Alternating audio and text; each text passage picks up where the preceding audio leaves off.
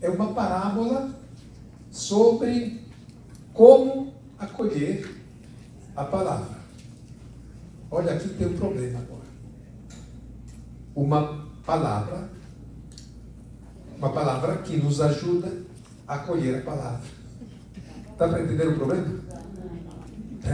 Se eu não acolho hoje bem a palavra, não posso aprender como acolher bem a palavra. Mas como eu posso aprender, como posso acolher bem a palavra sem aprender primeiro?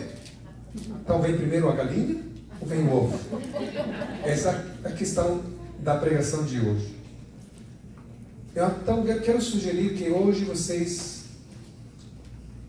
tenham essa intenção de receber mesmo essa semente que é a palavra do Senhor. Nós estávamos cantando antes esse canto, eu escrevi até: há uma semente para germinar e muitos frutos a se produzir, chuva de graça. Há uma semente para germinar e muitos frutos para produzir. E para isso precisamos uma chuva de graça, quer dizer, do Espírito Santo. A palavra de Deus não acontece assim. Só a palavra de Deus se torna viva por graça do Espírito Santo. O sacerdote, antes de proclamar o Evangelho, sempre pede ao Senhor: Senhor, que o Senhor, o Espírito Santo, esteja no meu coração e nos meus lábios, para que eu possa dignamente anunciar o Santo Evangelho. Então, só o Espírito Santo que transforma um livro muito antigo em uma palavra viva hoje. Então, feche os olhos um momentinho e peça a ação do Espírito Santo no seu coração, para que essa palavra, essa semente, possa ser semeada e possa dar frutos.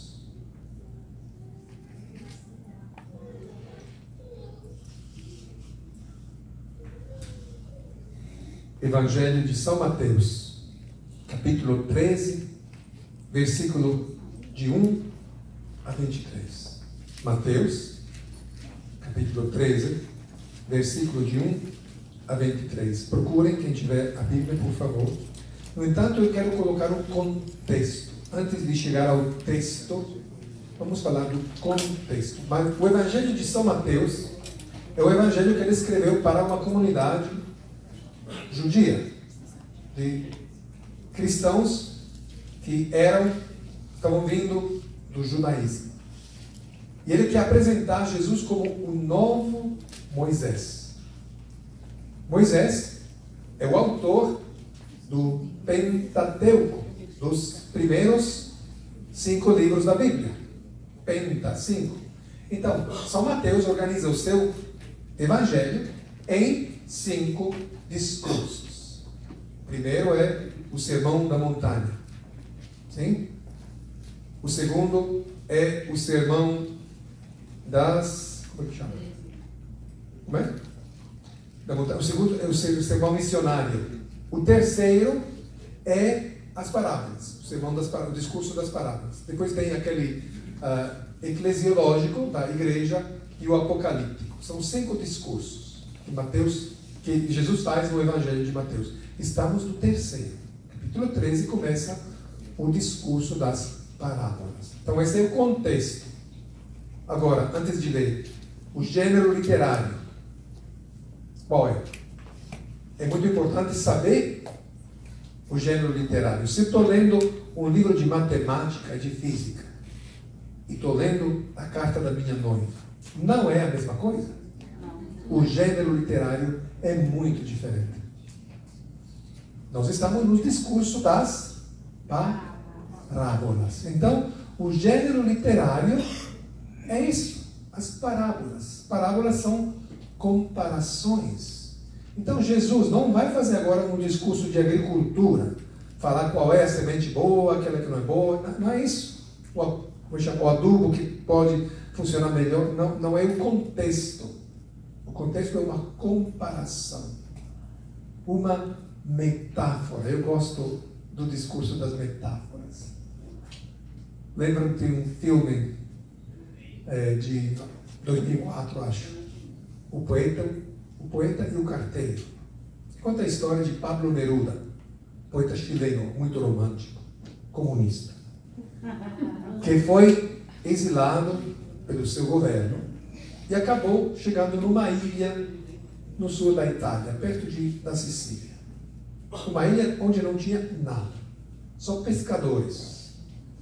Mas um filho de pescadores, Mario Ruopolo, ele não gostava de pescar. A vida toda ele estava pensando qual é o sentido da minha vida, o que eu faço aqui. Muito triste. Ele estava apaixonado pela bela Beatriz, mas ele nem sabia falar para ela. Chegou o poeta Pablo Neruda e a cidade procurou um carteiro, porque o poeta recebia cartas todos os dias, cartas de amor românticas do mundo inteiro, as mulheres do mundo inteiro escrevendo cartas de amor para Pablo Neruda. Então procuraram um carteiro e ele se ofereceu. Então de bicicleta, todos os dias, ele ia à cidade. O povo pegava as cartas, a correspondência e levava para Pablo Neruda. Então ele aproveitou, perguntou ao grande poeta: como é que eu posso falar com a Beatriz? Eu estou apaixonado por ela, eu não sei dizer uma palavra. Ele disse: você tem que fazer metáforas, parábolas, metáforas. Então ele aprende a falar com metáforas. Ele chega a um certo momento e fala para ela: seu sorriso é como uma borboleta que se abre suas asas no seu rosto. Ah, foi amor. E quando a menina voltou para casa, a coisa mais engraçada, volta para casa e a avó, que era muito rígida, o que é que ele fez? Não fez nada, só falou de metáfora. E ela perguntou: o que é metáfora? Então ela fez um exemplo, disse, ele falou que o meu sorriso é como uma borboleta que abre no meu rosto. E a avó falou: quando o homem que toca com as palavras chega muito longe com as mãos. Metáforas. O contexto são metáforas, são parábolas. Mas o contexto mais amplo, evangelho, quer dizer boa nova. Sempre nós precisamos procurar a boa nova no evangelho. Se você escutou um evangelho e terminou triste, você não ouviu bem. Você não percebeu, não entendeu bem.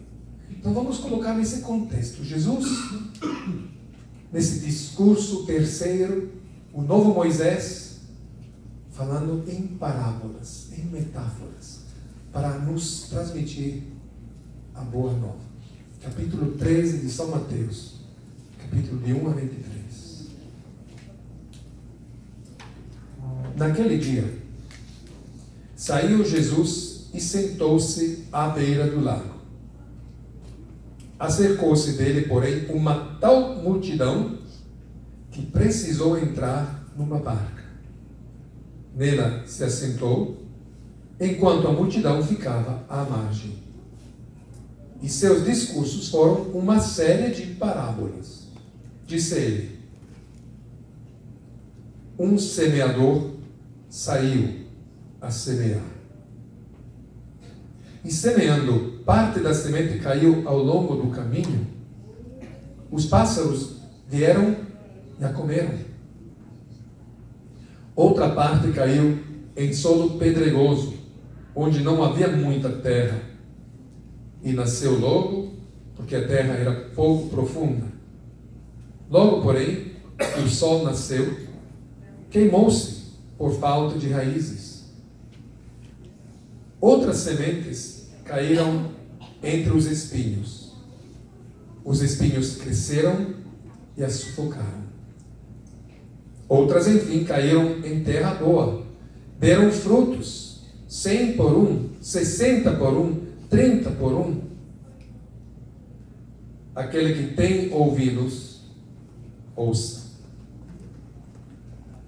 Os discípulos aproximaram-se dele, então, para dizer-lhe: por que lhes falas em parábolas?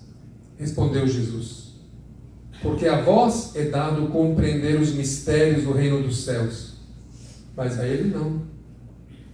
Aos que têm se lhes darás e terá em abundância, mas os que não têm, será tirado até mesmo o que tem.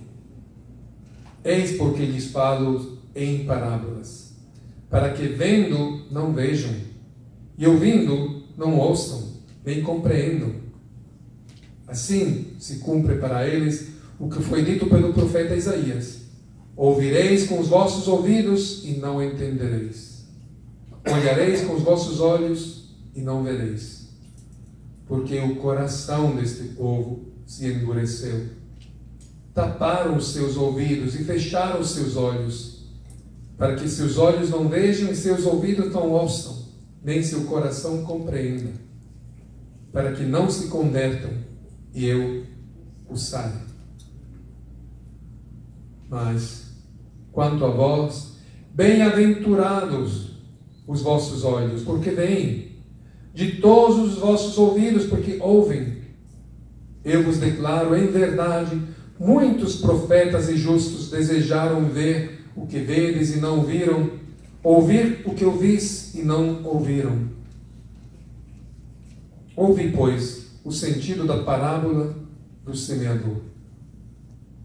Quando o homem ouve a palavra do reino e não a entende, o maligno vem e arranca o que foi semeado no seu coração. Este é aquele que recebeu a semente à beira do caminho. O solo pedregoso em que ela caiu é aquele que acolhe com alegria a palavra ouvida, mas não tem raízes, é inconstante.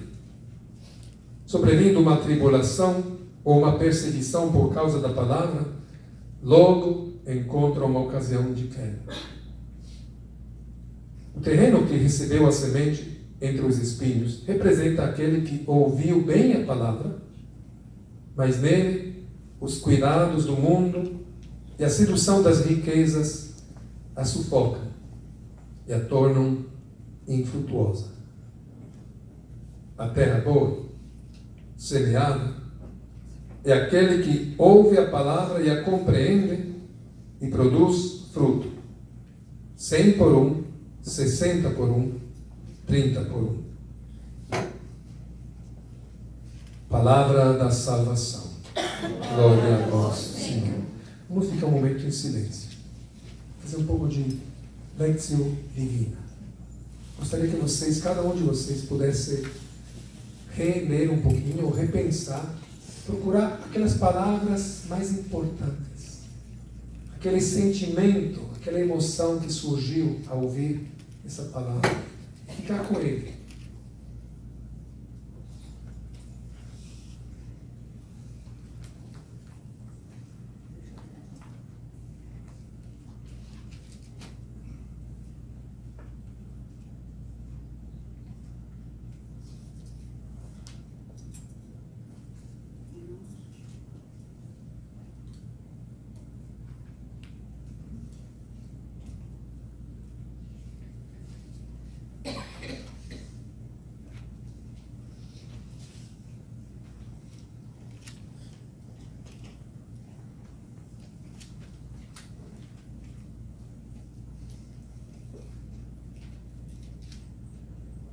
A parábola começa com essas simples palavras: um semeador saiu a semear. Eu acho que são as palavras mais importantes, porque mudam totalmente a perspectiva. A nossa perspectiva é: eu estou procurando, eu vou atrás do Senhor, eu decidi participar no seminário de vida no Espírito Santo. Eu estudei, eu me apliquei muito, eu pesquisei, eu. Parece que tudo depende de mim. A verdade é que ele, o semeador, saiu a semear. A iniciativa sempre é dele. Ah, padre, eu decidi me confessar. Não, você não decidiu. Foi ele que há muito tempo está te colocando essa inquietude no coração, esse mal-estar, esse desejo de procurar paz. Ah, Padre, eu quero profundizar a minha fé. Não, foi Ele que colocou em ti esse desejo, essa fome, essa sede. Ele saiu a semear. Sempre a iniciativa é de Deus. E nós precisamos mesmo rejeitar essa atitude pelagiana. O Papa fala muito do pelagianismo nas suas exortações apostólicas. Pelagianismo é uma heresia que fala, né, tudo depende de mim. Eu posso me salvar, eu posso. Nós podemos e devemos fazer a nossa parte, depois vamos chegar à nossa parte. Mas tudo começa com Ele. Ele saiu a semear. Acho que esse talvez seja o ponto mais importante hoje. E cada vez que eu vou me aproximando da palavra de Deus, eu pego a Bíblia, eu penso, eu agora vou meditar, eu agora vou estudar, eu agora vou profundizar. Não. Você não está fazendo nada sem que primeiro Ele tenha saído para semear. Ele saiu. Sempre Ele toma a iniciativa. Não sou eu, é Ele. Claro, precisa a minha participação. E é por isso que Ele fala em parábolas.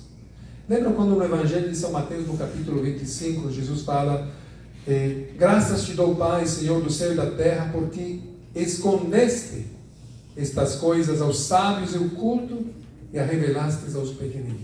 Lembram?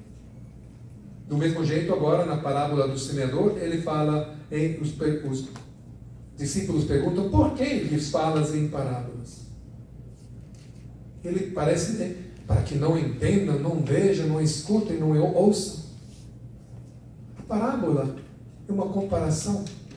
Não acontece a comparação se eu não entro na parábola. Não é uma linguagem técnica, empírica, científica. 2 mais 2 igual 4. Ah, mas eu sinto que é igual 5. Não, é 4, ponto. Mas nas parábolas nunca é matemático. Sempre tem uma participação minha. A parábola acontece só na hora que eu entro nela. Está aprendendo? Então é por isso que os sábios entendidos não percebem o sentido da parábola, porque eles querem controlar a situação. Eu quero dirigir o meu pensamento, os conteúdos, o entendimento. Não. Você tem que aceitar um convite, entrar num diálogo. A palavra de Deus nunca é monólogo, sempre é diálogo. Mas para entrar nesse diálogo precisa aquela humildade, ser pequenininhos, entrar. Se eu me coloco, eu quero estudar a palavra de Deus. Você pode estudar a palavra de Deus, ninguém proíbe.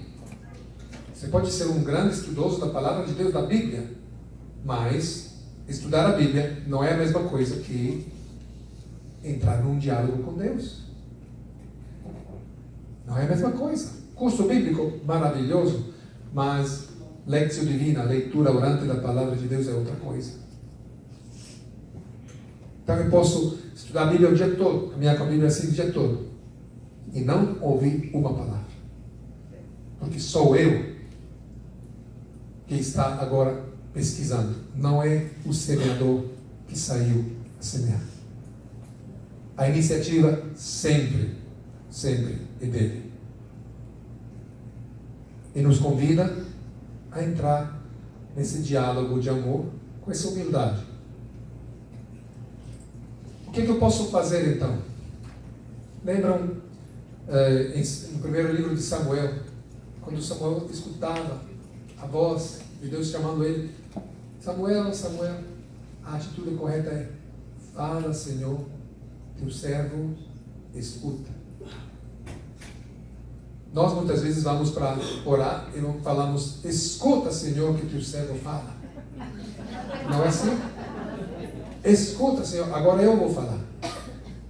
A atitude certa perante a palavra de Deus é: fala, Senhor, Escuta. Essa palavra escutar, eu já falei muitas vezes disso. Talvez seja a palavra mais importante da Bíblia. Shema Israel, Adonai Eloheinu, Adonai Echad. Escuta, Israel. O Senhor é nosso Deus, o Senhor é único. Deuteronômio, capítulo 6, versículo 4.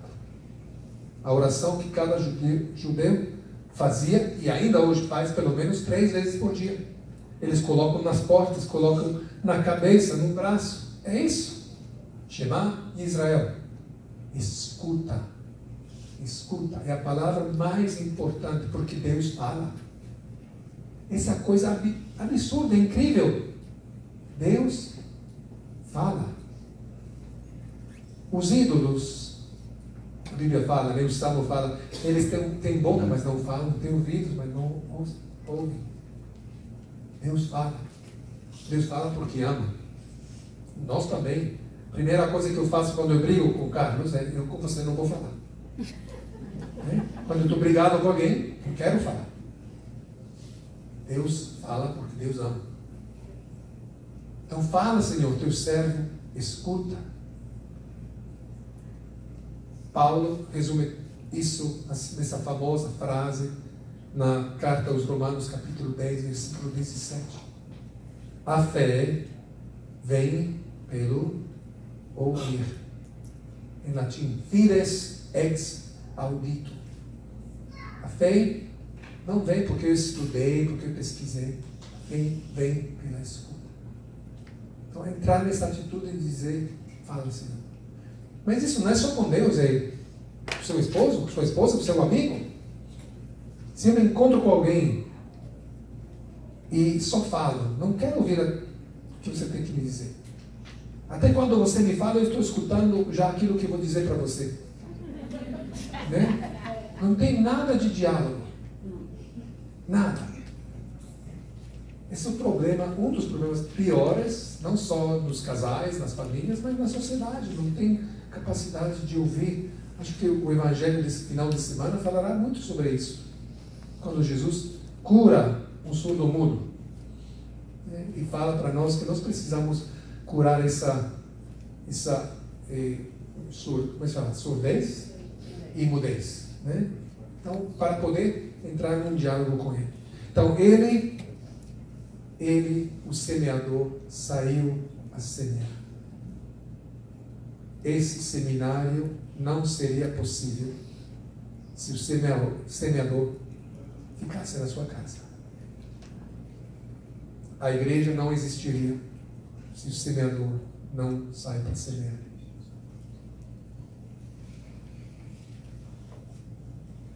Uma linda frase do Papa Francisco, na Alegria do Evangelho, número 3. Ele fala assim: convido todo cristão, em qualquer lugar e situação que se encontre, a renovar hoje mesmo o seu encontro pessoal com Jesus Cristo. Ou, fala ele melhor ainda, tomar a decisão de se deixar encontrar por Ele. Não é você que vai encontrar Jesus. Você só se deixa encontrar por Ele. A atitude nossa, de uma forma, é passiva. É Ele que vem me procurar. Não sou eu que preciso correr atrás. Ele vem me procurar. Eu só preciso me deixar encontrar por Ele.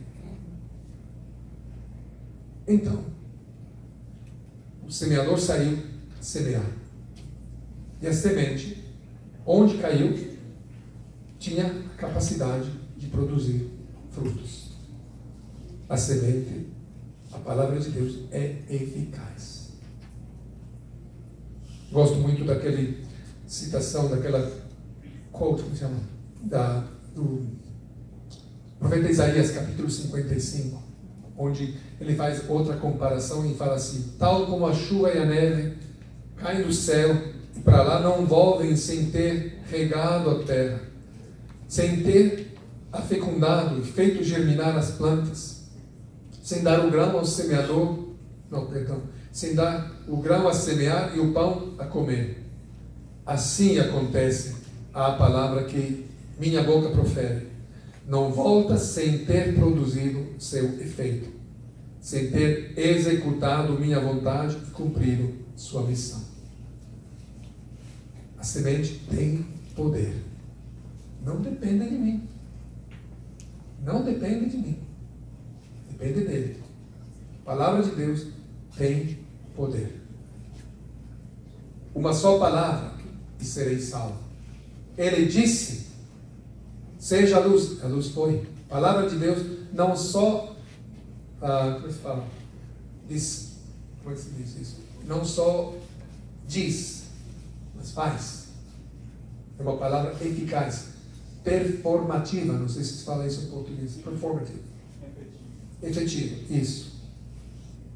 Também Jesus, no Evangelho de São Marcos, capítulo 4, diz assim: o reino de Deus é como um homem que lança semente à terra, dorme, levanta-se de noite e de dia, a semente brota e cresce, sem ele o perceber. Eu preciso me colocar à disposição da palavra de Deus. Ela vai produzir os seus frutos. Preciso acreditar nisso. Não depende de mim. Depende dele.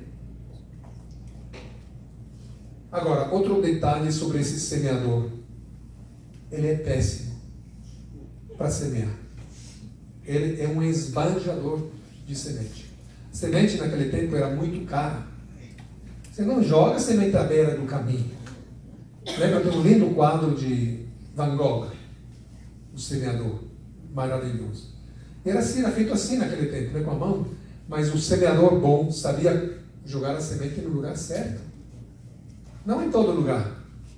Tinha que saber distribuir para que cada suco pudesse receber e dar fruto. Senão tem tudo aqui e não tem nada. Deus é um semeador esbanjador, desperdiçador, gastador.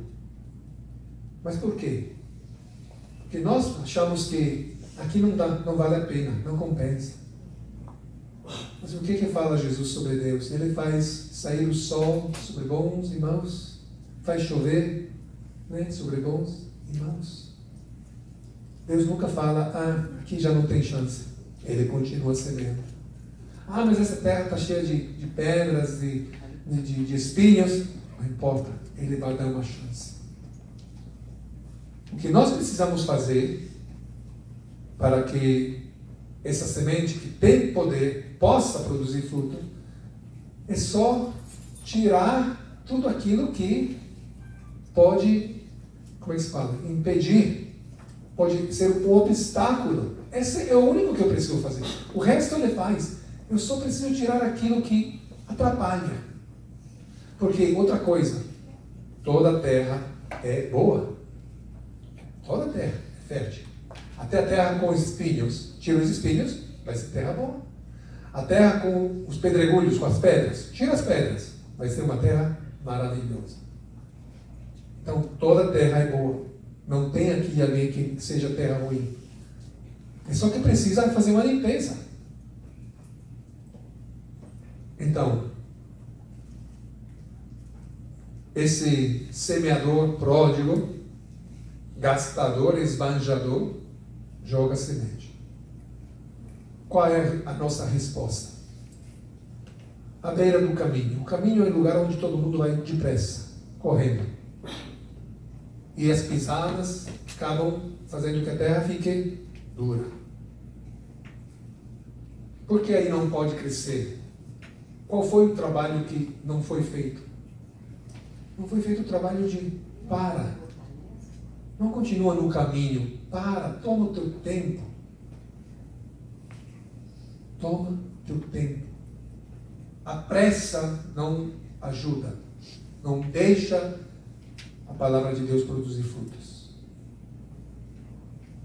Primeiro trabalho que nós precisamos fazer para que a palavra de Deus possa produzir fruto é aceitar que eu preciso perder tempo.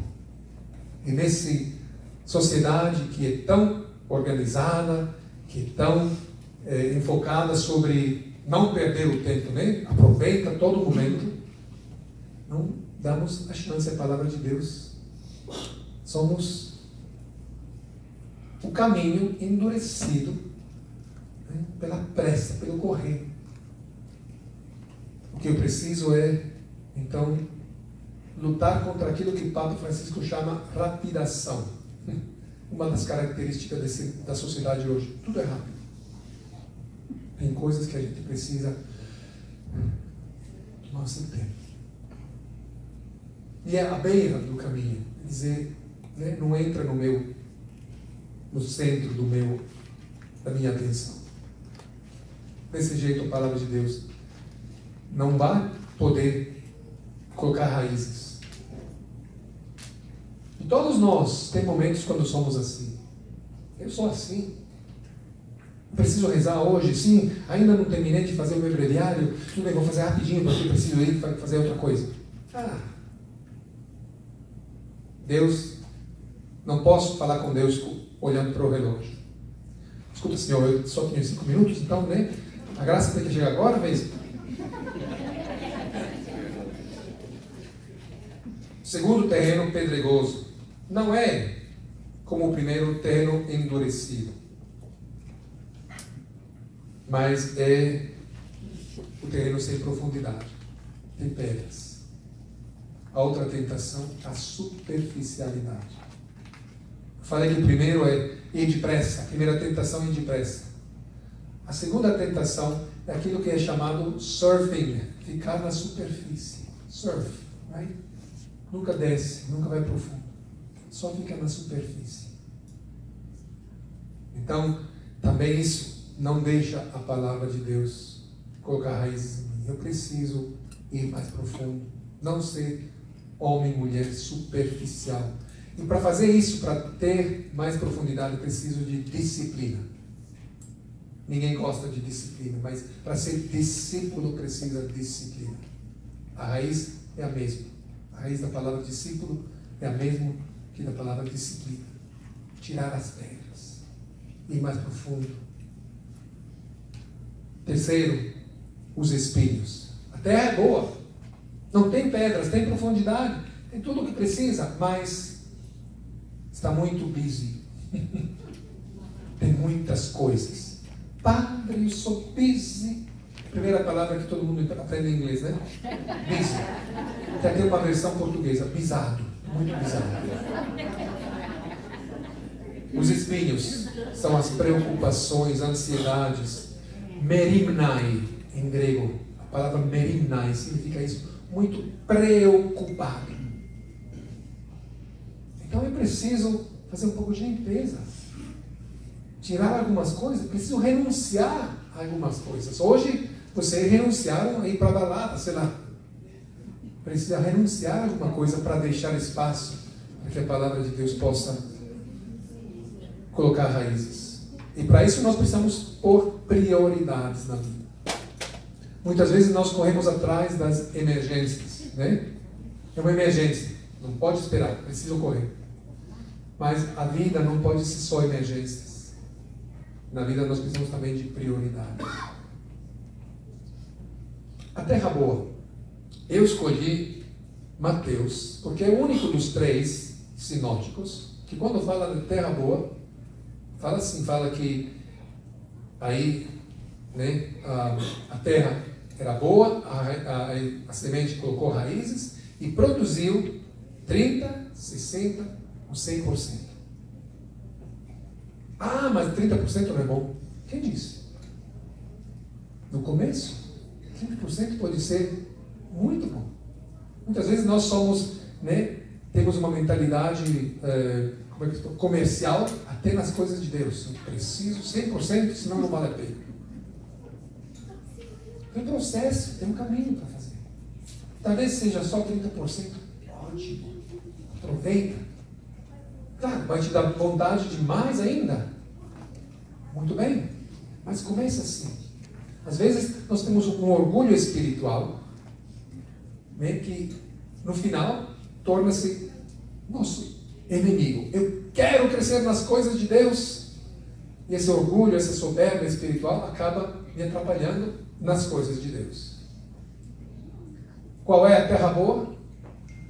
É igual às outras, mas não é endurecida pelas pisadas, pelaquele que está correndo o tempo todo. Não é cheia de pedregulhos, de pedras, então tem profundidade. Não tem espinho, não é muito busy. Essa é a terra boa. Então nós precisamos ser terra boa, na qual a palavra de Deus pode colocar raízes. E agora eu vou terminar.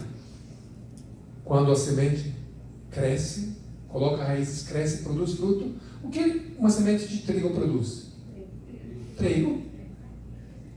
Então produz outra semente. Não é? Então, quando a palavra de Deus toma raiz em mim, aquele que foi semeador me transforma em semeador. Aquilo que o Papa sempre fala, nós somos discípulos missionários.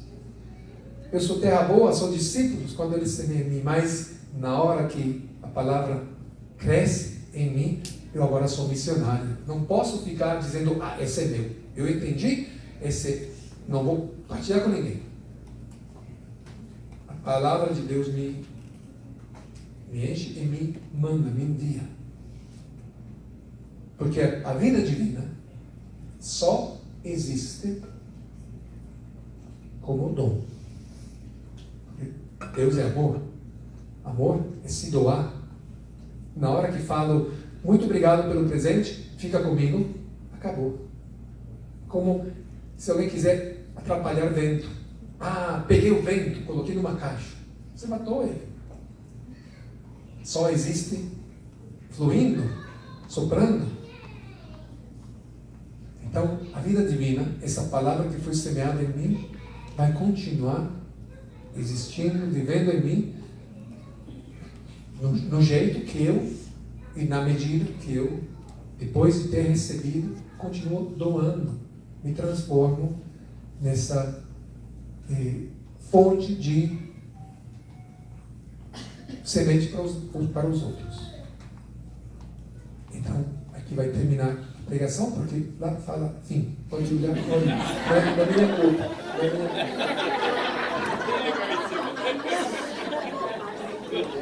Então, cadê o porque eu queria agora introduzir, tem uma canção que fala disso, que fala da semente que eu recebo, o semeador colocou em mim, e agora eu posso me tornar semeador. Mas cuidado, tem um processo, né? Quem quer ser semeador, sem primeiro ter feito todo o caminho, só acaba semeando divisão. Como é que chama aquele... zizania não, esse italiano é zizania. Weed. Como é que se fala em português? Capim? Aquela parábola da semente boa e da erva, isso. Joio, essa é a palavra, joio. Então quem quer semear sem primeiro ter feito esse caminho, só acaba semeando joio. Então vamos agora escutar esse canto. Vamos fazer o canto de Éder Carvalho? Alô? Vamos fazer? O semeador de Éder Carvalho. Isso nos ajuda a entender como quem recebeu a palavra, quem se tornou terra boa para a palavra de Deus, que você pode então depois